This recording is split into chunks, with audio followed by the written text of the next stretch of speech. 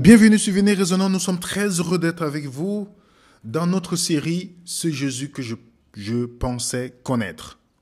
Aujourd'hui, nous allons aborder un point. Un point aussi, comme nous le disons, si c'est votre première fois sur cette chaîne, nous vous invitons à vous abonner. Et aussi, nous avons la description de cette vidéo. Là, vous avez la possibilité de vous inscrire sur notre page Telegram. Nous n'avons qu'une seule page Telegram que vous pouvez avoir uniquement via le lien qui est à la description de cette vidéo. Et aussi, nous y mettons nos documents pour que vous puissiez vous-même les utiliser, étudier aussi. Et nous remercions toutes les personnes qui nous ont signalé, les gens qui ont créé des faux comptes Venez Raisonnant sur YouTube. Et vous pouvez constater au niveau des commentaires, ils viennent répondre à vos commentaires en vous mettant des numéros en demandant de l'argent, en disant que vous devez envoyer de l'argent. Donc, quand vous recevez ce genre de commentaires, capturez l'écran, vous nous envoyez ou signalez cela à YouTube. Nous vous remercions pour votre collaboration. Aujourd'hui, nous allons aborder toujours notre série Jésus, la réponse de Dieu à la souffrance humaine. Jésus, la réponse de Dieu à la souffrance humaine. Vous savez très bien qu'on vit dans le monde où, lorsqu'une chose arrive, c'est toujours la faute de Dieu. Tout ce qui arrive, c'est la faute de Dieu. Généralement, on n'entend même pas la faute de l'ennemi de Dieu, mais c'est toujours la faute de Dieu. Si Dieu existe, pourquoi le mal? Je pense que nous tous, on a déjà eu à se poser cette question dans les moments difficiles, les moments de souffrance, d'inquiétude, où on a perdu un être cher, une personne proche, une épreuve particulière. Et cette question, qui ne date pas d'aujourd'hui, qui est toujours une question dans l'esprit humain, lorsqu'on regarde par exemple les philosophes qui disent pourquoi de mauvaises choses arrivent à des bonnes personnes, si Dieu gouverne le monde. Des questions comme celle-ci, sur la souffrance et la perte, laissent l'humanité perplexe depuis des millénaires. Certains philosophes de l'Antiquité pensent que la souffrance n'était pas vraiment mauvaise, mais qu'elle offrait aux gens l'occasion de prouver leur véritable caractère moral. Pourquoi les mauvaises choses arrivent à des bonnes personnes? Pourquoi les mauvaises choses arrivent à des bonnes personnes? Harold Kushner nous dit « Les penseurs laïcs modernes, en concluant que Dieu, s'il existe, ne peut pas empêcher les bonnes personnes de faire du mal, nous devons tirer la meilleure partie de la souffrance, même si nous ne le comprenons pas. » Donc les gens finalement ont dit « Oh, okay, on accepte. On accepte. » Il y a même le philosophe grec, Épicure, qui a énoncé la forme classique du problème du mal. Et il nous dit, si Dieu parfaitement bon existe, alors le mal n'existe pas dans le monde. Le mal est dans le monde. Par conséquent, un Dieu parfaitement bon n'existe pas. Ou bien, Dieu veut abolir le mal et ne le peut pas, ou il peut, mais ne veut pas. S'il le veut, mais il ne le peut pas, il est impuissant. S'il peut, mais ne veut pas, il est méchant.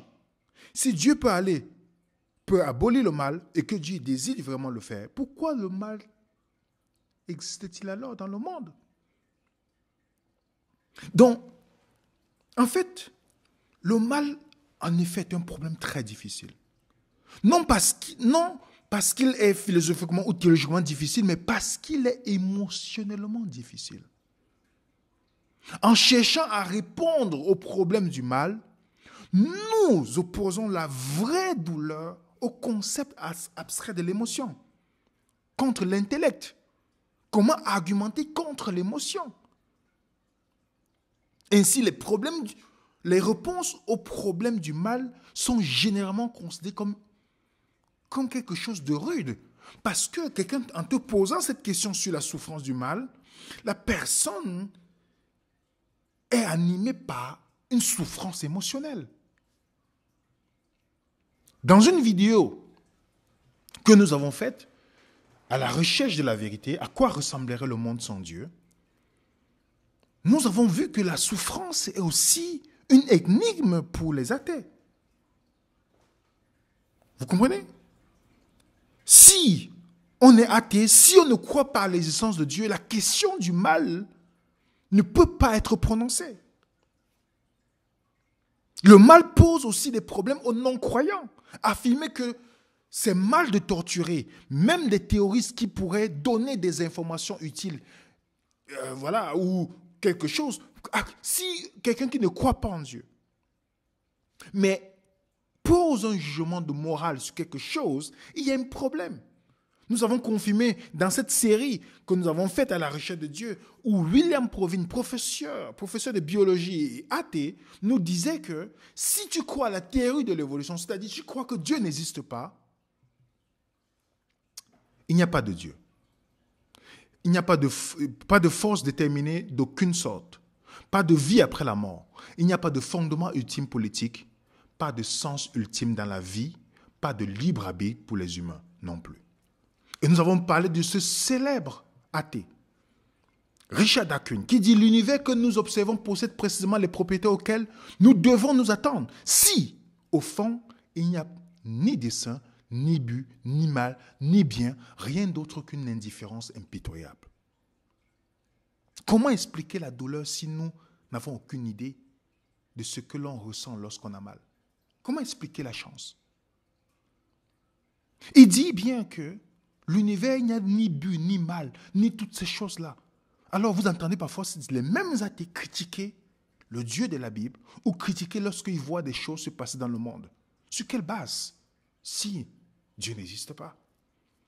Et il allait même plus loin, où il avait parlé que qu'en est-il de l'infanticide? Moralement, strictement moralement, et je n'y crois aucune objection. Je serai en faveur de l'infanticide. Vous comprenez? Le monde sans Dieu, c'est un monde impitoyable. Et c'est les mêmes personnes qui vont se lever pour critiquer Dieu. Critiquer sur quelle base? Pour dire qu'une chose est mauvaise, sur quelle base? S'il n'y a pas le bien ni le mal dans le concept des gens qui ne croient pas en Dieu. Nous avons aussi ce célèbre athée qui a écrit des best-sellers, le mythe du mythe de la liberté. Il va dans le même sens lorsqu'il déclare, par exemple, contrairement au rat, au singe, l'homo sapiens serait par lui-même doté du libre arbitre. Ce qui fait des sentiments et des choix humains la plus haute autorité morale et politique du monde. Malheureusement, le libre arbitre n'est pas un fait établi scientifiquement. C'est un mystère que le libéralisme a hérité de la théologie chrétienne, laquelle a conçu l'idée du libre arbitre pour expliquer pourquoi Dieu a raison de punir les pécheurs pour leurs mauvais choix et de récompenser les saints pour leurs bons choix. En effet, si nous ne faisons pas nos choix librement, pourquoi Dieu devrait-il nous punir ou nous récompenser à cause d'eux? Selon la théologie, Dieu a raison d'agir ainsi parce que nos choix reflètent le libre arbitre de notre âme éternelle qui est délivrée de tout lien physique ou biologique. Donc, si le libre arbitre n'existe pas, en fait, pourquoi est-ce qu'on condamne les gens? Si le libre arbitre n'existe pas, pourquoi on met les gens en prison? Vous voyez, on enseigne l'évolution à l'école. On enseigne que Dieu n'existe pas, mais on met les gens en prison sur la base morale. Ça n'a pas de sens si Dieu n'existe pas. Donc la question de la souffrance, c'est une question qu'un non-croyant ne peut pas vous apporter la réponse. Ce n'est pas en prenant la position de l'athéisme que vous allez avoir la réponse. Plutôt, c'est même nier vos émotions et vos souffrances dans ces moments difficiles, en choisissant le côté de l'athéisme.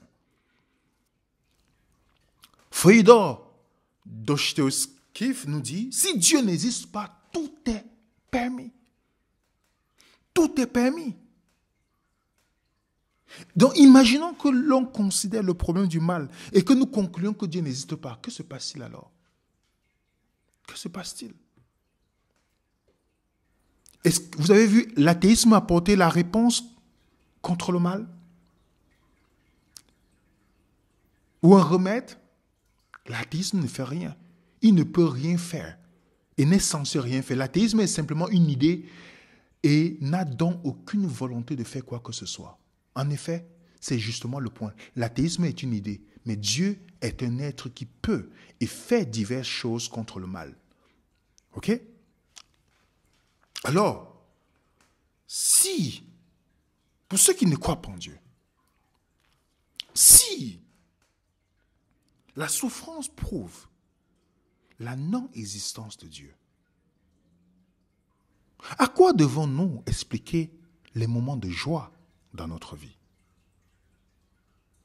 C'est juste il faut repenser à cette question. Les gens qui disent souvent, non, si Dieu existe, pourquoi le mal? Ok. Donc si, pour ces personnes, le mal prouve la non-existence de Dieu, alors le moment de joie, de bonheur, de plaisir qu'on peut expérimenter, à qui va-t-on attribuer cela? Vous voyez comment c'est illogique, cette pensée? Comment ça ne fait pas de sens, cette affirmation? Bibliquement et philosophiquement, le premier point d'Épicure est tellement faux. Car un Dieu parfaitement bon qui permet le libre arbitre peut exister. C'est ce que lui n'a pas pensé en fait. Il n'a pas pensé à ce point-là. Donc, la logique d'Épicure échoue parce qu'il propose un nombre limité d'options. Il dit Dieu veut abolir le mal et ne le peut pas, ou il peut mais ne veut pas. Pourtant, il y a une option qu'il n'a même pas pensé. C'est pourquoi je dis les sagesses humaines sont limitées. Il n'a pas pensé au fait qu'il y a une troisième option d'un Dieu qui veut abolir le mal et qui le peut, mais il fonctionne selon son propre timing. Et c'est pourquoi, avant de développer ça, je vais d'abord vous rappeler que la question du bien et du mal, si vous êtes athée, vous n'avez aucune réponse. Vous n'avez même pas le droit, vous n'avez même pas, votre position ne vous permet même pas de pouvoir avoir un jugement moral, puisque le bien et le mal n'existent pas chez vous. Donc on peut dire exclure l'athéisme, le bouddhisme et le Theravada. Vous voyez, au milieu là, on peut déjà exclure ça. Si le panthéisme, plusieurs dieux, ils affirment Dieu, mais ni le mal dans le panthéisme. Tandis que l'athéisme affirme le mal et ni Dieu. Vous voyez la contradiction? Les théismes, ils affirment à la fois Dieu et il y a le mal. Ok? Et les religions doivent aussi apporter, puisque l'athéisme est disqualifié, le bouddhisme qui n'a pas Dieu au commencement est disqualifié pour apporter la réponse à la souffrance. Dans le Coran, on dit tout mal qui vous arrive est une conséquence de vos propres actes. Il passe sur beaucoup de vos péchés. Ok? Il n'a jamais, dans la sourate 21-23, il n'a jamais à être interrogé au sujet de quoi que ce soit de ce qu'il fait, tandis que nous tous, que tous les autres sont interrogés. Par exemple, on peut interroger le Dieu. Qu'avez-vous à vous diviser en deux factions au sujet des hypocrites, alors qu'Allah les a refoulés dans leur infidélité pour ce qu'ils ont acquis? Voulez-vous guider ceux que Allah égare? Et quiconque Allah égare, tu ne lui trouveras pas de chemin pour le ramener. L'autre sourate 639, tous ceux qui traitent de mensonges, nos versets sont sourds et muets dans les ténèbres. Allah égare qui il veut. Il place qui il veut sur le droit chemin. On voit d'ailleurs la notion de déterminisme dans l'islam. C'est pourquoi je dis à mes amis musulmans, le mal, la question du mal, Allah peut souffrir qu'il veut. La punition. Et il va plus loin. Allah, quiconque Allah guide, voilà le bien guidé. Quiconque il égare, voilà les perdants. Et cette notion dans l'islam de la souffrance, c'est que quand vous souffrez, c'est une punition pour vous amener. Et aussi, il y a des chrétiens qui croient. Oui, il ne faut pas seulement parler de l'islam. On ne va pas entrer dans des détails par rapport à la question de souffrance dans l'islam, mais beaucoup de musulmans, quand il y a la souffrance, c'est la punition d'Allah. Dans l'hindouisme, Sarah Whitman nous dit « Pain and suffering », comme on voit les hindous sur la souffrance, il dit « Les hindous expliquent que le déroulement du karma entraîne des souffrances physiques, mentales que les gens doivent accepter et endurer. » Oui. Tu dois accepter la souffrance et endurer la souffrance dans l'hindouisme. Le karma, il n'y a pas de pardon. Puisqu'il n'y a pas le pardon dans ce processus, tu dois subir tes conséquences à l'infini. Plus tu es là, tu vas subir cela à l'infini. Donc ta situation, c'est pourquoi il y a le système de caste. Si tu es né pauvre, tu dois demeurer pauvre. Tes souffrances, c'est le mal que tu as fait dans ta vie antérieure. J'ai discuté avec une personne qui croit à cela, et je lui parlais que, par exemple, si les enfants qui sont abusés, violés, qu'est-ce que tu peux en dire? Oui, ils sont en train de subir le mal qu'ils ont fait dans leur vie passée. J'étais sidéré. Et la personne le disait normalement. Vous voyez comment une croyance est cruelle. Et j'ai posé la question, comment tu sais que la personne a vécu une vie intérieure? Est-ce que tu as quelqu'un qui est parti dans la vie intérieure et est venu le prouver? Non, mais c'est une croyance. Que toutes les souffrances que vous endurez, c'est parce que vous avez fait du mal dans votre vie passée. Alors la question qu'il faut se poser, à qui j'ai fait le mal la première fois que je suis venu dans le monde? Si chaque naissance est une renaissance pour payer le mal d'une vie précédente, à qui j'ai fait du mal la première fois que je suis venu dans le monde? Et cette question-là, je n'ai pas eu de réponse. Et je vous ai parlé du bouddhisme. Dans la religion du bouddhisme, la souffrance vient du désir. Parce que vous désirez quelque chose. Vous désirez quelque chose. Vous désirez la liberté. Vous désirez ceci. Alors, vous souffrez. Ok? Chez les Juifs, dans le Sanhédrin 101, on y parle aussi de souffrance par amour infligée aux justes qui se voient ainsi lavés de leurs péchés ici-bas. La souffrance est d'ailleurs considérée comme la forme ultime de purification qui conduit à l'union mystique avec la divinité. Vous vous rappelez, les disciples qui voyaient le jeune homme riche dans Matthieu 19 avec l'échange avec Jésus, où Jésus dit, il est plus facile pour un chameau de passer d'un trou d'aigu qu'un riche d'entrer dans le royaume des cieux. Qu'est-ce que les disciples ont dit? Quel était l'étonnement des disciples? Ils ont dit, si, qui peut être sauvé? Parce que dans la conception juive, si vous êtes riche et en bonne santé, vous êtes béni de Dieu. Lorsque vous êtes pauvre et que vous souffrez, vous êtes maudit de Dieu. La souffrance est parce que vous avez péché. Jean au chapitre 9, vous avez l'histoire de l'aveugle. Les disciples ont posé la question à Jésus, c'est lui qui a péché ou c'est ses parents pour qu'il soit né aveugle? Vous vous rendez compte, ils ont posé cette question à Jésus, comme si un enfant pouvait pécher dans le ventre de ses parents. Vous voyez, cette pensée qui est aujourd'hui établie dans le christianisme, ça veut dire ce qu'ils appellent le péché héréditaire. Vous savez ça dans le christianisme, c'est répandu. Où chaque fois on vous dira que si vous souffrez, c'est parce que votre père vous a vendu dans la sorcellerie, ou le père fait telle chose. Et on fait culpabiliser une grande majorité des chrétiens qui ont encore la même pensée. Leur souffrance est liée à ce que leurs parents et d'autres choses qu'ils ont fait dans leur vie passée. Mais après, ils vont dire qu'ils sont nés de nouveau. Nous avons traité ce sujet dans Dieu en procès. Si vous êtes curieux de savoir, il y a une vidéo qui répond à cette question. Donc, maintenant, il y a une question qu'on doit se poser. Puisque l'islam ne vous donne pas de réponse. Le judaïsme vous dit, ce n'est pas des réponses que si on vous donne dans les moments de souffrance, vous ne pouvez pas être satisfait. Moi, dans ma quête religieuse, je n'ai pas été satisfait par la réponse de l'islam. Je suis né d'humaine musulmane. Je n'ai pas été satisfait de la question de l'hindouisme, ayant étudié l'hindouisme, le bouddhisme. Je n'ai pas été satisfait. Maintenant, lorsqu'on dit Dieu n'existe pas parce qu'il y a la souffrance. Maintenant, on a vu que l'athéisme ne donne pas la réponse. Alors, la question qu'on doit se poser maintenant, pour l'existence de Dieu, est-ce qu'un Dieu bon peut créer un monde sans lequel l'amour est possible? Je vous laisse réponse à cette question. On n'est qu'à l'introduction de notre sujet.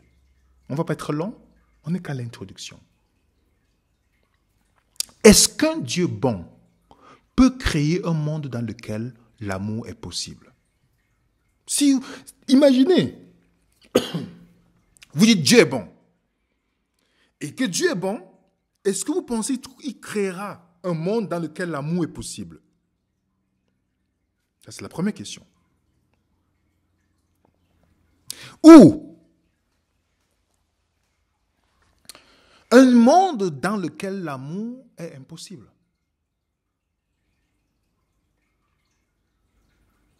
Est-ce que c'est un monde sans amour que nous voulons? Non. C'est un monde d'amour que nous voulons. Donc, si Dieu est bon, nous devons nous attendre qu'il crée un monde dont l'amour est possible. On est d'accord, n'est-ce pas, les amis? Alors, la Bible nous dit que Dieu est amour. La Bible nous dit que Dieu est amour. Qu'est-ce que ça sous-entend pour nous? Si Dieu va créer un monde dans lequel l'amour est possible, sachant qu'il est amour, il doit d'abord créer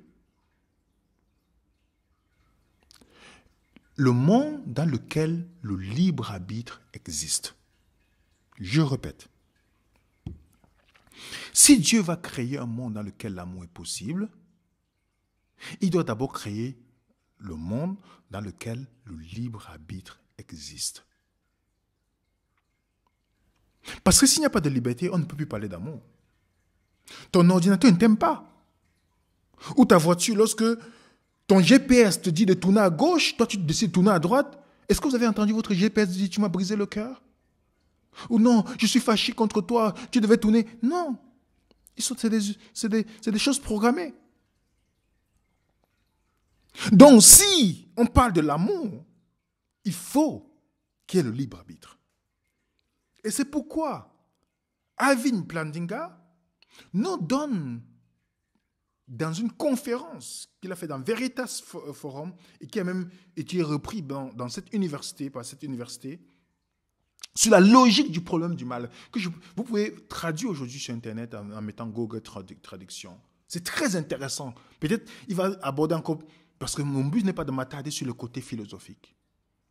Mais voilà ce qu'il nous dit. Pour créer des créatures capables de faire du bien moral, il doit créer des créatures capables de mal moral. Il ne peut pas donner à ces créatures la liberté de faire le mal, en même temps les empêcher de le faire.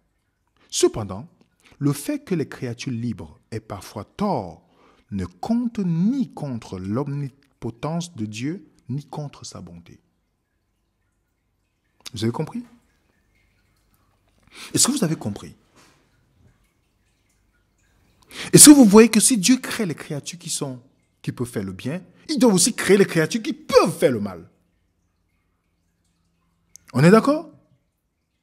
Parce que, les amis, l'amour vient avec la liberté. Sans la liberté, ce n'est plus un amour. Dans un mariage, si on prend le fusil, on met la tête sur la tête de la femme, on dit « Prends-tu ce monsieur pour époux ?» Et il y a le fusil, personne n'applaudira dans la salle.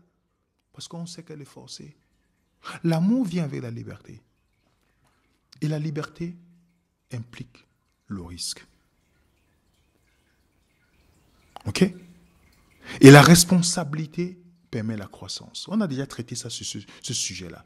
Donc, Dieu, en nous créant dans nos libres arbitres, Dieu a rendu le mal possible par le libre arbitre. Comprenez bien le mot. Dieu a rendu le mal possible par le libre arbitre, mais les créatures libres ont rendu le mal réel ou actuel en se détournant de Dieu. Nous avons actualisé le mal. On est créé avec la possibilité, Mais c'est nous qui avons actualisé le mal en utilisant mal le libre arbitre que Dieu nous a donné. Par exemple, Toyota fabrique les belles voitures. Ou Mercedes fabrique les belles voitures. Peu importe, choisissez la marque que vous aimez. Ferrari, tout. Choisissez la marque que vous voulez. En achetant pour conduire la voiture que vous venez d'acheter, il y a possibilité de faire l'accident, n'est-ce pas? Remarquez bien, il y a possibilité de faire l'accident. Mais Toyota n'est pas responsable des accidents que nous faisons sur la route en utilisant notre libre arbitre. La voiture, on a une bonne voiture. C'est nous qui faisons l'accident. On ne porte pas plainte à Toyota parce que nous avons vendu une bonne voiture en forme et nous faisons l'accident. Vous comprenez? Nous avons actualisé le mal en utilisant mal le libre arbitre que Dieu nous a donné. C'est pourquoi ce schéma illustre où les pilotes de guerre, ils disent si Dieu existe, il n'y aura pas de guerre. L'autre dit, tu oublies un détail, Bob. C'est nous qui larguons les bombes, pas lui. Vous comprenez? Vous comprenez? Alors pourquoi Dieu ne pouvait pas créer un monde sans mal? À moins que vous ne souhaitez pas un monde avec le libre arbitre. Vous comprenez, les amis? Et c'est pourquoi, parce qu'on n'est pas encore venu sur la réponse de Dieu avec Jésus sur la souffrance du mal. On n'est pas encore venu sur ce point-là. Mais est-ce que vous comprenez? Est-ce qu'on réfléchit à ce moment-là? Et c'est pourquoi le célèbre athée, C.S. Lewis, qui était athée, qui rejetait complètement Dieu, et sur la question de la souffrance aussi, lorsqu'il s'est converti, il a écrit ce fameux livre, Mere Christianity, qui est très intéressant. En français, vous avez la version française qui est les fondements du christianisme, C.S. Lewis. Voilà ce qu'il nous disait. L'argument que je retenais contre Dieu était que l'univers paraissait si cruel, si injuste. Mais d'où pouvait me venir cette idée de juste et d'injuste? À quoi comparais-je cet univers quand je l'appelais injuste? Naturellement, j'aurais pu abandonner mon idée de justice en disant que ce n'était qu'une idée personnelle, mais me résoudre à cela annule mon argument contre Dieu. De la même façon, quand mon plaidoyer tenait à l'opinion que le monde était réellement injuste, non qu'il ne plaisait pas à mes fantaisies. De ce fait, l'athéisme m'apparaissait trop simple. Oui.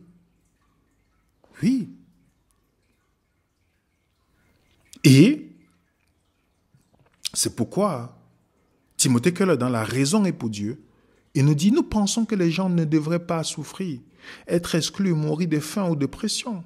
Mais le mécanisme évolutif de la sélection naturelle dépend de la mort, de la destruction, de la violence des forts contre les faibles. Toutes ces choses sont parfaitement naturelles. Sur quelle base alors l'athée juge-t-il le monde naturel horrible, mauvais? Sur quelle base? Sur quelle base? Alors, l'athée juge-t-il le monde naturel horrible, mauvais, injuste, inéquitable? Le croyant en Dieu n'a pas de base. Le non-croyant en Dieu n'a pas de base solide pour s'indigner de l'injustice. Ce qui, comme le souligne Lewis, était la raison pour laquelle il s'opposait à Dieu en premier lieu. Si vous êtes sûr que le monde naturel est injuste et rempli de mal, vous supposez la réalité d'une norme extra-naturelle ou surnaturelle sur laquelle vous pouvez fonder votre jugement.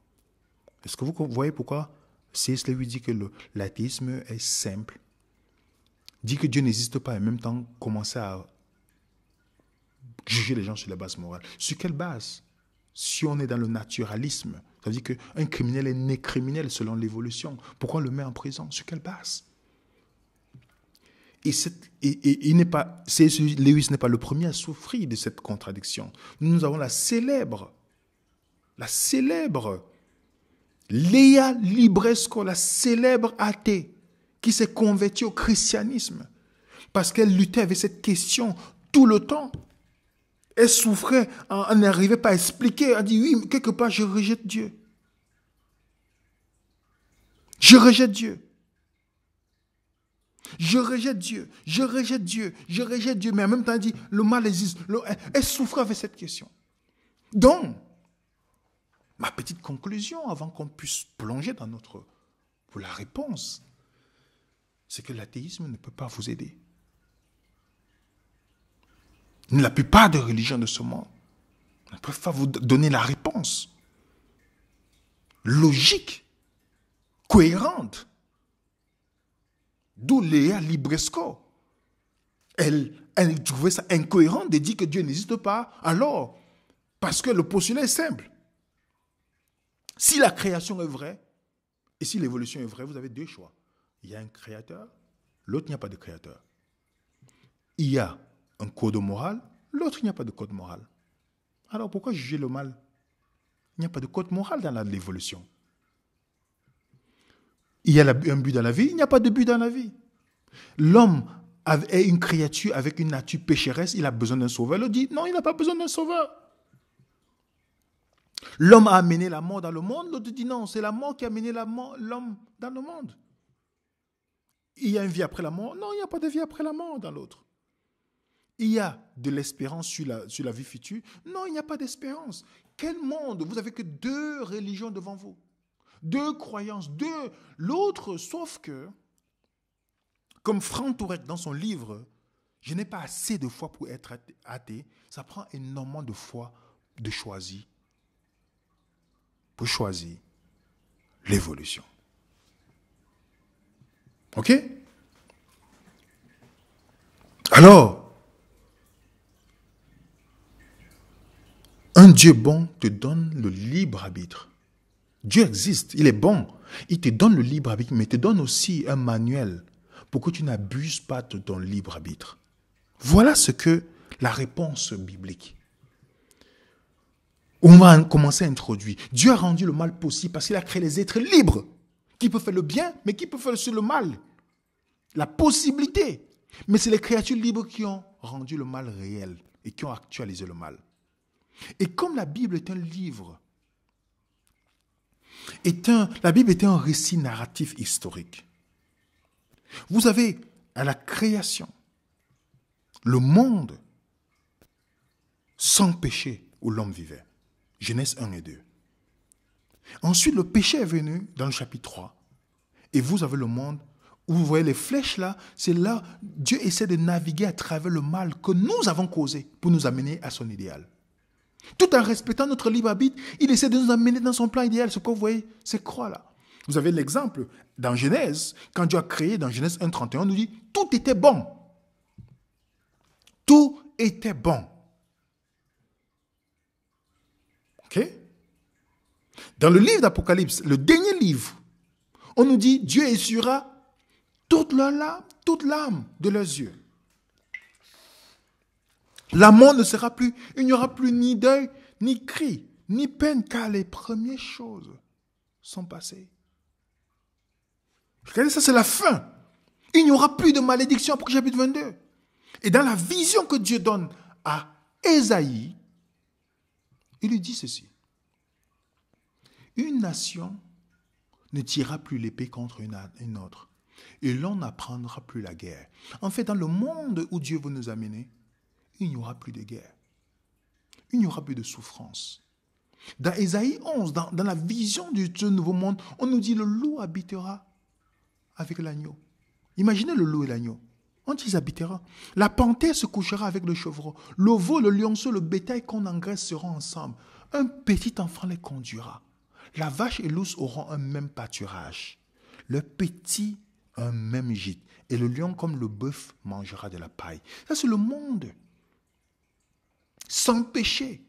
Le nourrisson s'ébattra sur l'antre de la vipère et l'enfant sevré mettra sa main dans la caverne du basilic. Il ne se fera ni tort ni dommage sur la montagne sainte, car la terre sera remplie de la connaissance de Dieu, comme le fond de la mer par les eaux qui le couvrent. En fait, le problème de la souffrance, le problème du mal qui est venu dans le monde, c'est l'absence de la connaissance de Dieu. C'est pourquoi pour que Adam et Ève puissent tomber dans le piège de Satan. Vous voyez, avant le péché, avant qu'ils ne tombent dans le piège, donc on voit la transition, le monde avec le péché, c'est parce que Satan a remis en question le caractère de Dieu. Donc une mauvaise conception de Dieu, le péché est inévitable. Et dans les flèches que vous voyez, c'est le monde qui n'a pas été choisi par Dieu. Où Dieu essaie de tuer le libre arbitre de l'homme pour l'amener dans son idéal, un monde sans souffrance. Du mal que l'homme lui-même a créé, a causé. Dieu vient encore lui donner la solution. L'amène en respectant son libre arbitre. En respectant un monde parfait, ce monde, il y a l'amour. Et l'amour vient avec la liberté. Donc c'est pourquoi le récit biblique est cohérent. Le péché est venu dans le monde et nous sommes dans cette situation. Romains chapitre 5 nous dit, comme par un seul homme, le péché est entré dans le monde. Ok? Le péché. Et la Bible nous dit, dans Romains 8, aussi, à cause du péché, aussi la création attend-elle avec un ardent désir la révélation des fils de Dieu. Car la création a été soumise à la vanité, non de son gré, mais à cause de celui qui l'a soumise avec l'espérance. Qu'elle aussi sera affranchie de la servitude de la corruption, pour avoir part à la liberté de la gloire des enfants de Dieu. Donc même la terre souffre. Même la terre souffre. Oui. Alors quelle est la réponse de Dieu? Quelle est la réponse de Dieu dans la question de la souffrance? Nous savons que le livre d'Hébreux nous dit, Dieu a parlé à plusieurs reprises par les prophètes. Mais à la fin du temps, il nous parle par le Fils, qui est l'image, qui est le reflet de sa personne. Jésus pouvait dire, personne n'a jamais vu Dieu, seul le Fils unique qui est dans le sein du Père l'a fait connaître, l'a fait révéler. Donc, c'est le seul, comme Jean 1, 18 le dit, c'est le seul qui peut nous révéler le vrai caractère de Dieu. Dieu, si Dieu existe, il doit montrer comment nous devons, un exemple, à quoi il ressemble. Et la Bible, le postulat de Dieu dans la Bible, c'est par rapport à son caractère et non son pouvoir. Dieu n'est pas puissance, mais il est puissant. Dieu n'est pas miséricorde, mais il est miséricordieux. Dieu n'est pas justice, mais il est juste. Mais quand on vient sur l'amour, on nous dit, Dieu est amour. Il n'est pas aimant. Il est amour. Donc la nature même de Dieu, ce qui fait Dieu, Dieu, c'est son caractère, l'amour. Il n'est pas défini par la puissance, bien qu'il soit puissant. Mais ce qui le définit, c'est l'amour. Et Jésus vient révéler le caractère de Dieu. C'est pourquoi, dans ces multiples échanges, Jésus pouvait déclarer, comme dans Matthieu 13, les disciples s'approchaient et lui disent, pourquoi leur parles-tu en parabole? Jésus répondit, parce qu'il vous a été donné de connaître les mystères du royaume des cieux. Et que cela n'aura pas été donné. Quel mystère? Dans l'enseignement de Jésus, Jésus vient nous montrer les choses que les autres n'ont pas connues. Même les prophètes n'ont pas connues. Il vient montrer les profondeurs même des choses parce que c'est le seul qui était dans le sein du Père. Et c'est pourquoi, dans ces paraboles, il nous distillait justement cette connaissance. Ok? La parabole du livret et le blé, qui est une parabole qui répond à justement, qui apporte la réponse de Jésus, la réponse de Dieu sur l'origine de la souffrance. Voilà ce qu'il dit dans la parabole. Il a proposé une autre parabole. Il dit, le royaume des cieux est semblable à un homme qui a sémé de la bonne sémence. Quelqu'un qui a créé. En créant, tout était bon. Vous voyez, vous comprenez ça? Tout était bon. Mais pendant que les gens dormaient, son ennemi vint et sema l'ivraie. Donc, il a un ennemi qui sème l'ivraie. Parmi le blé, parmi les bonnes choses, il vient s'aimer quelque chose et il s'enfuit. Lorsque l'herbe eut poussé et donné du fruit, l'ivraie parut aussi donc. L'ivraie grandit avec le blé. Les serviteurs du maître de la maison vinrent lui dire, Seigneur, n'as-tu pas fait que des bonnes choses? N'as-tu pas crié que des bonnes choses? D'où viennent les mauvaises choses, l'ivraie? D'où viennent les mauvaises choses que tu n'as? Ça, c'est une question qui est encore actuelle aujourd'hui. Il répondit, c'est l'ennemi qui l'a fait. Et le serviteur lui dit, veux-tu que nous allons arracher? Ce n'est pas ce que nous pensons. Veux-tu que nous on pas tuer ces gens qui font du mal? Je dis, non. De peur qu'en arrachant l'ivraie, vous pouvez aussi arracher les bonnes personnes. Il y a des gens qui sont victimes seulement qu'ils font du mal. Laissons croître ensemble jusqu'à la moisson. À l'époque de la moisson, je dirais au moissonneur, arrachez d'abord l'ivraie. Liez. Vous comprenez? Est-ce que vous comprenez la parabole? Jésus explique la parabole. Il explique-nous la parabole, les disciples le demandent, dans le verset 36. Il explique-nous la parabole des livrets. Il répondit, celui qui sème la bonne sémence, c'est le Fils de l'homme. Vous comprenez? Qui a créé les bonnes choses? Dieu. Le champ, c'est le monde. La bonne sémence, c'est les fils du royaume. Et l'ivraie, le fils du mal, l'ennemi qu'il a fait, c'est le diable. Jésus est clair. Il ne prend pas de responsabilité. D'où vient l'ivraie si tu n'as fait que les bonnes choses? D'où vient le mal si tu n'as créé des bonnes choses? C'est l'ennemi qui l'a fait. C'est le diable. Le diable qui a décidé qu'il était un ange brillant, qui a décidé de désobéir à son créateur et qui s'est constitué adversaire. Le mot diable, adversaire. Et imaginez, vous allez me dire, mais pourquoi Dieu n'a pas tué le diable directement? Imaginez que, quand vous lisez Apocalypse chapitre 12, on dit il a eu guerre dans le ciel. Il y avait des conflits, il avait commencé à vilipender Dieu dans le ciel. Lisez Apocalypse chapitre 12. Si Dieu tuait Satan, les autres anges devaient dire, mais sûrement il a raison. Vous savez, quand les gens parlent mal de vous, ils font circuler des rumeurs incroyables à votre sujet. Si vous courez, vous partez frapper ces personnes, vous pensez que c'est sûrement vrai. Parce que, est-ce que tuer la personne va changer la rumeur? Vous pouvez tuer quelqu'un, mais vous ne pouvez pas tuer l'idée que la personne véhicule sur vous. Vous comprenez ce que je veux dire? Donc, est-ce que la solution, c'était de tuer Satan directement? Ça ne devait pas apporter, ça ne devait pas sécuriser l'amour des autres anges, donc, où Satan est parti leur raconter des choses. Et je vous rappelle que Dieu est amour. Alors, imaginez que vous êtes la seule personne dans le monde. Vous savez que, par exemple, si vous êtes français, que Macron, c'est un exemple. Hein? C'est un exemple. Vous êtes la seule personne au monde à savoir que Macron a une bombe qu'il veut utiliser pour détruire l'humanité. Vous êtes la seule personne. Et que vous partez à l'Élysée, au palais de la France, du président français, et vous partez le tuer. Vous pensez que vous allez être vu comme un héros? Non. Parce que vous êtes le seul à savoir qu'il a une bombe. Les autres ne savent pas. On va vous mettre en prison, on va dire que vous avez commis un crime.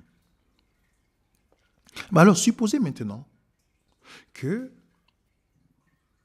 vous savez et que vous laissez Macron aller au bout de son idée. Et lorsqu'il est en train de déployer ses idées pour vouloir maintenant déclencher la bombe, c'est là où vous le tuez. Et que les gens voient clairement que c'est lui qui voulait détruire le monde. Vous allez devenir un héros parce qu'on va vous conseiller que vous avez sauvé l'humanité. Remarquez bien, le temps que vous avez laissé pour qu'il développe ses idées a permis que les autres puissent voir clairement que c'est lui qui fait le mal. Et vous comprenez maintenant pourquoi Dieu n'a pas tué Satan directement? Ah oui. Parce que Dieu fait le postulat de l'amour. Vous comprenez?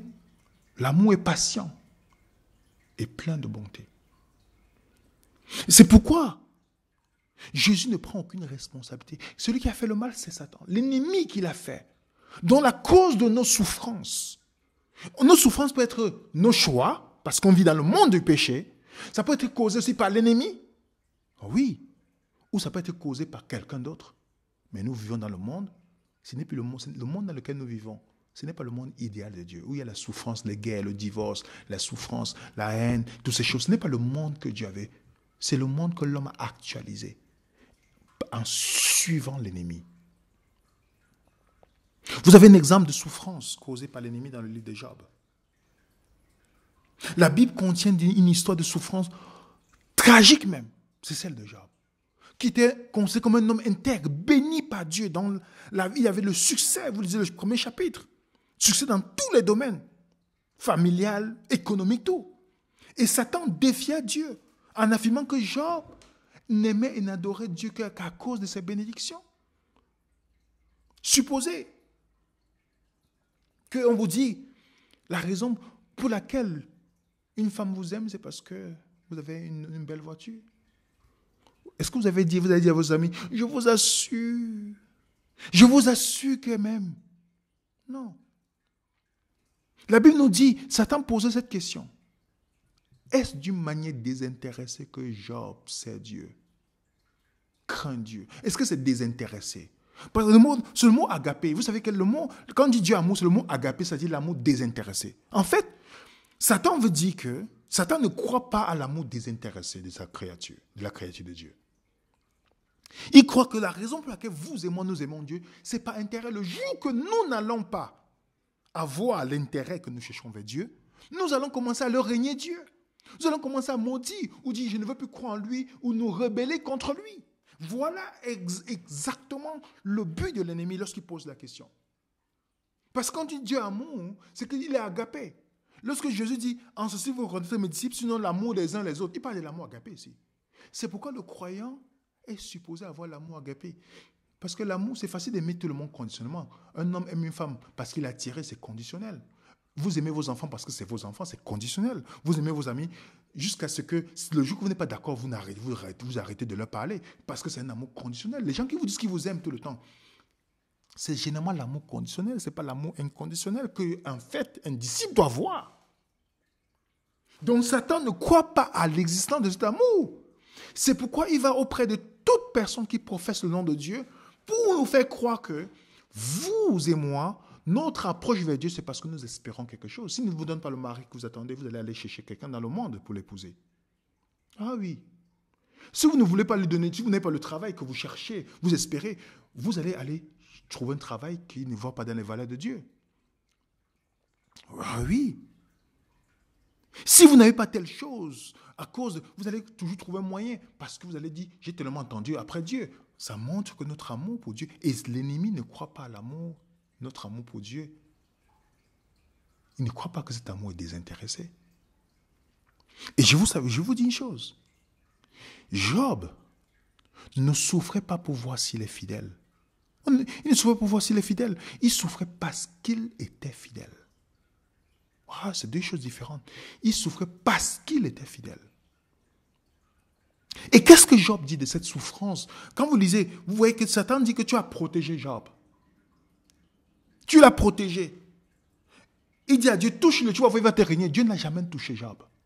Dieu n'a jamais touché Job. Satan, dans le récit de l'histoire, on voit que Satan qui fait attaquer ses enfants, détruit tout, fait tout pour que Job puisse régner Dieu. Imaginez les souffrances que vous et moi on endure. Que toutes ces souffrances ont pour but que vous et moi puissions régner Dieu. La perte de votre enfant, de votre frère, de votre père, de votre mère, de toutes ces choses. Regardez ce que Job dit à la fin de cette épreuve. Il dit, je sais que tu peux tout, qu'aucune pensée ne t'échappe.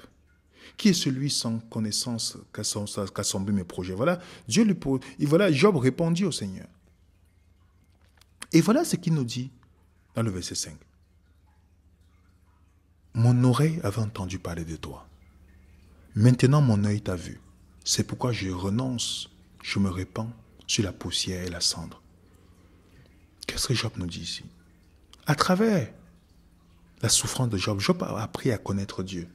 Donc en fait, le mal que Satan a venu a poussé à bout pour que Job puisse régner Dieu, à travers cette souffrance, Job s'est rapproché, il a connu la bonté, la grandeur de Dieu. On nous dit que tout a été restauré à Job dans le chapitre 42. Vous comprenez? Il a appris à connaître Dieu d'une manière plus réelle et plus personnelle, malgré l'ennemi. La souffrance, c'est une douleur que nous vivons dans le monde de péché dans lequel nous vivons. C'est une douleur en raison d'être une douleur dentaire, une douleur dans la poitrine, une douleur dans le dos. Nous apprenons plus par la douleur que le plaisir, c'est pas vrai? Cette douleur, parfois, nous alerte. Quand vous avez mal un peu à la poitrine, vous dites, il faut que j'aille voir un médecin. Ok? On a les sportifs. On voit peut-être le moment de gloire, mais on oublie les douleurs, les souffrances, les maux de tête. Et toutes ces choses, comment à travers la souffrance nous avons grandi. C'est ce que Job a vécu. Vous avez une histoire, comme l'histoire de Joseph. Les frères de Joseph qui étaient jaloux, qui le vendent en esclavage. Ok? Et que finalement, ses frères reviennent vers lui. Ils ont fait tout pour le mal, pour trouver le mal par la haine, pour ces choses. Est-ce que vous n'avez pas encore subi que les gens vous font du mal, mais finalement Dieu le tourne en votre bien? Et c'est ce qu'il lui dit, Joseph. Il dit, le mal que vous comptiez me faire, Dieu comptait en faire du bien, afin de faire ce qui arrive en ce jour pour sauver la vie d'un nombre nombreux. Donc l'histoire de Job nous montre, l'histoire de Joseph aussi nous montre comment la souffrance qui nous est infligée par nos proches, dans le monde du péché ou par l'ennemi, ne peut nous être que bénéfique. Ah oui, Joseph était vendu par ses frères en esclavage. Il était accusé injustement de viol. On a cru beaucoup plus à cette femme que d'aller vérifier. Dieu a utilisé les circonstances pour faire que Joseph devienne grand leader en Égypte. Et grâce à sa position élevée, l'Égypte et les nations environnantes ont été sauvées de la famine. Ok? Et c'est pourquoi la souffrance, C.S. Lewis disait, Dieu murmure à nos oreilles dans nos plaisirs. Il parle dans notre conscience, mais il crie au travers de nos souffrances. C'est son mégaphone pour réveiller un monde sourd. Ah oui. Alors la consolation du monde, voici la réponse à notre question finalement. Voici la consolation du monde, ça vient du fait d'un Dieu qui souffre. La différence entre toutes les religions du monde, vous pouvez faire la religion africaine dans lesquelles j'ai été bercé, la religion musulmane dans laquelle j'ai grandi, j'ai étudié, j'ai passé une bonne vie, la religion hindoue que j'ai étudiée, l'islam, l'hindouisme, toutes les religions ancestrales, tout, sumérienne que j'ai étudié, toutes ces religions. Le récit du christianisme est unique. Les chrétiens ont une source puissante de consolation face au mal. Le Dieu qu'ils adorent s'est fait homme dans le christianisme. Ah oui, l'un de mes auteurs préférés, Timothée Keller. Timothée Keller, dans son livre La raison est pour Dieu, la page 448, il dit, de toutes les religions du monde, seul le christianisme proclame que Dieu est devenu pleinement humain en Jésus-Christ et qu'il a expérimenté de ce fait le désespoir, le rejet, la solitude, la pauvreté, le deuil, la torture, l'emprisonnement. Sur la croix, il est allé au-delà de la pire souffrance humaine. Il a connu le rejet céleste, une douleur infiniment plus grande que la nôtre, à la mesure de notre connaissance et de son pouvoir. Dans sa mort, Dieu souffre par amour, en s'identifiant aux abandonnés, aux malheureux. Pourquoi a-t-il ainsi? La Bible dit que Jésus est venu accomplir une mission de sauvetage au profit de la création. Il a dû pâter pour nos péchés afin de pouvoir un jour mettre fin au mal, à la souffrance, à mettre fin à notre. Vous comprenez? Vous comprenez le christianisme? Il continue.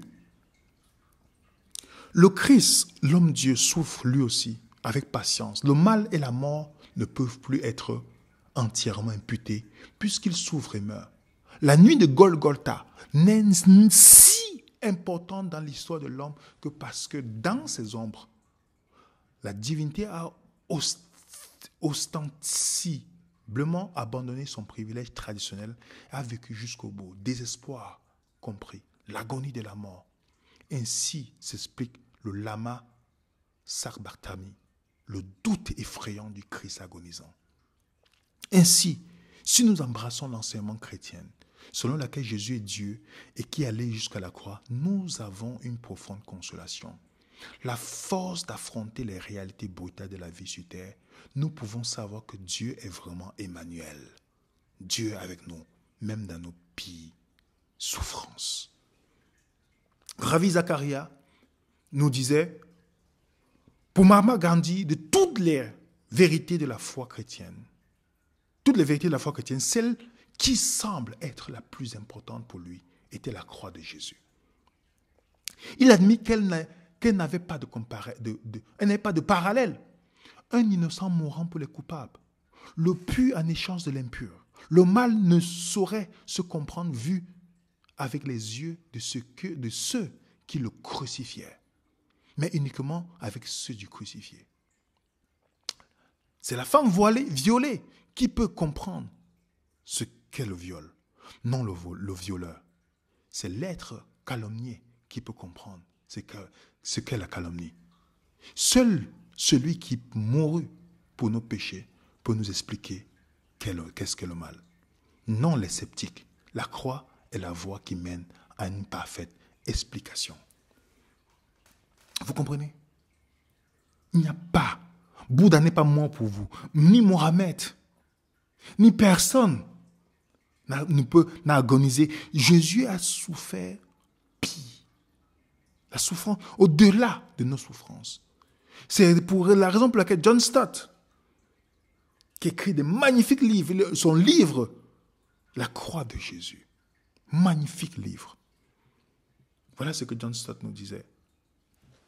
Je n'aurais jamais pu moi-même croire en Dieu s'il n'y avait pas eu la croix. Dans le monde réel de la douleur, comment pourrais-je vénérer un Dieu qui en serait immunisé? Je suis entré dans de nombreux temples bouddhistes, dans les différents pays d'Asie. Je me suis tenu respectueusement devant la statue de Bouddha, les jambes croisées, les bras croisés, les yeux fermés, le fantôme d'un sourire jouant autour de sa bouche, un regard distant sur son visage, détaché des agonies du monde. Mais à chaque fois, au bout d'un moment, je me détournais. En imaginant, je me suis tourné vers cette figure solitaire, tordue, torturée sur la croix, les clous dans les mains, les pieds, le dos lacéré, les membres arrachés, le front saignant à cause de piqûres d'épines, la bouche sèche, intolérablement assoiffé, plongé dans les ténèbres, perdu par le Dieu. Voilà le Dieu qu'il me faut. Il a renoncé à son immunité à la douleur. Il est entré dans notre monde de chair et de sang, de l'âme, de mort. Il a souffert pour nous. Nos souffrances deviennent plus supportables à la lumière des siennes. Vous comprenez, les amis? Pourquoi Dieu permet-il que le mal et la souffrance continuent à exister? Quand on regarde à la croix, on comprend. En revanche,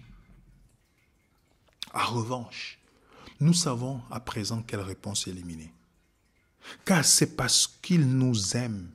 C'est parce qu'il ne nous aime pas ou qu'il est indifférent. Car Dieu prend tellement au sérieux notre tristesse et notre souffrance qu'il a accepté de s'en charger personnellement. C'est ce que lui disait, Timothée qu'elle disait, nous ne pouvons pas expliquer totalement le mal, mais nous pouvons affirmer qu'il prouve que Dieu ne nous aime pas. Et en Jésus, Dieu a souffert. Et nous pouvons trouver le repos et être assurés que Dieu, qui partage nos peines et qu'il connaît nos souffrances. Vous comprenez? C'est unique au christianisme, les amis. C'est pourquoi l'apôtre Paul, qui a été tué par Néron, lui-même déclarait: j'estime que les souffrances du temps présent ne sauraient être comparées à la gloire à venir qui sera révélée pour nous. Le christianisme ne nous offre pas seulement la solution, les amis, mais aussi l'espoir.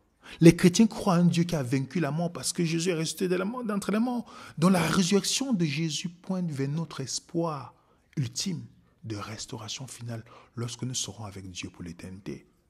Cet espoir illumine nos souffrances, les agonies apparentes, sans signification de notre existence. Un jour, Dieu rétablira toutes choses. Oui, il rétablira toutes choses. Mais je peux avoir la certitude. Comme il a dit, Dieu essuiera toute larme de nos yeux. Et les premières choses seront passées. Donc l'argument du mal dans le monde est l'une des meilleures raisons de rejeter l'athéisme. Le judéo-christianisme nous en renseigne sur le moyen de vaincre le mal et la souffrance. Le timing que Dieu a préparé et de voir que le mal que nous avons nous-mêmes causé, Dieu n'est pas seulement resté à distance pour nous donner les instructions. Il est venu lui-même souffrir avec nous. C'est pourquoi il ne peut pas être indifférent à ta souffrance. Il a été rejeté, craché dessus, moqué, abandonné, emprisonné. Il a perdu ses amis. Il était seul. Il a connu le plus grand rejet, la plus grande souffrance. Donc chaque fois que nous passons des moments difficiles, nous pouvons éliminer cette doute dans notre esprit que Dieu est indifférent à nos souffrances. Nous pouvons seulement savoir que le Dieu chrétien est venu sur la terre pour se mettre délibérément au crochet de la souffrance humaine. En Jésus-Christ, Dieu a fait l'expérience de la douleur la plus profonde. Par conséquent, bien que le chrétien ne fournisse pas une raison à chaque expérience de douleur, oui, il offre des ressources profondes pour faire face à la souffrance avec espoir et courage, plutôt qu'à l'amertume et désespoir. Que Dieu nous donne la force, parce qu'à travers Jésus, nous avons la réponse de Dieu. Dieu est avec nous, même dans la souffrance. Même dans la souffrance, il est venu, il a vécu. On nous dit dans Hébreux 4, 15, il a été tenté en toutes choses. Il a connu les pires situations, parce qu'il a revêtu notre humanité. Il connaît ce que nous traversons. Et c'est pourquoi, les amis, la justice retardée de Dieu ne veut pas dire justice manquée. La justice retardée de Dieu ne veut pas dire justice manquée. Et c'est ce que Jésus est venu nous montrer. Et le moment viendra, il l'essuiera toute l'âme. Que la paix du Seigneur soit avec vous. On se donne rendez-vous sur Zoom tout à l'heure. Le code sera sur le commentaire. Nous mettez un coup de pouce et n'hésitez pas de nous envoyer des questions. Et nous allons répondre avec joie lors de nos questions-réponses. Que la paix du Seigneur soit avec vous. Au nom de l'équipe Vénéreuse, je vous salue. Et merci encore pour tous ceux qui nous soutiennent de part et d'autre. Et par vos messages, par vos commentaires, et par vos dons. Que la paix du Seigneur soit avec vous. À très bientôt. Je suis Vénéreuse.